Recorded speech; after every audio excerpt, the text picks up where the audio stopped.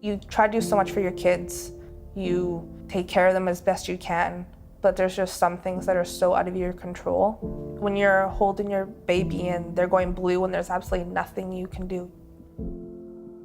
I felt like nothing was in my control anymore. Thankfully, the doctors and nurses here, they've been absolutely amazing. The heart clinic was there every step of the way. There's been tremendous growth in this specialty. There's very little that a child can be born with now that there isn't some kind of treatment option for, and that's a good thing, but it translates into more visits to the clinic, more patients in general, and as a result, we've outgrown the current space that we have.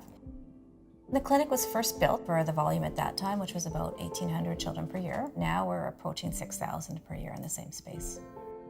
Families often arrive quite scared and, with many questions and many fears about what might be wrong. It can become very crowded and congested, and that can be extremely overwhelming.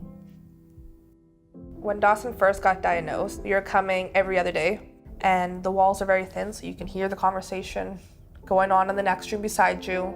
You want to know that when you walk out of that room, that not everyone in that waiting room is going to stare at you and be like, I'm really sorry for what's happening, because they can hear what's going on the other side of the door.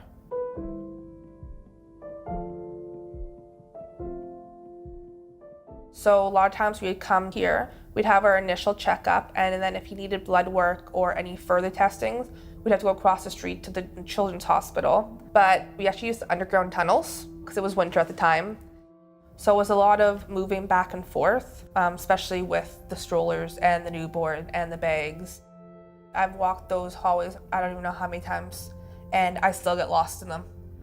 It's just too hard to navigate by yourself. With the move to the new DCE building, it's sort of the nucleus around which all those other spaces are. So it means if we need any of those areas, that they're right next to us.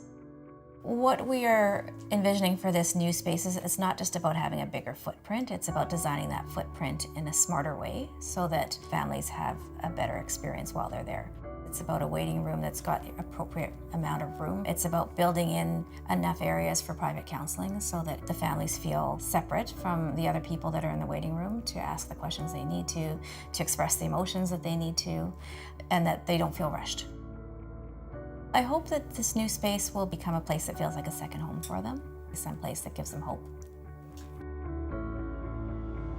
If it wasn't for the heart clinic, none of this would be possible.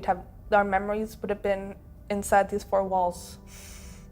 I could not imagine waking up every morning and not seeing him bouncing around the living room and singing me songs and stepping on his tractors on the ground or his dinosaurs. I could not imagine my life without him. Help us build a better heart center to provide greater comfort for families like mine.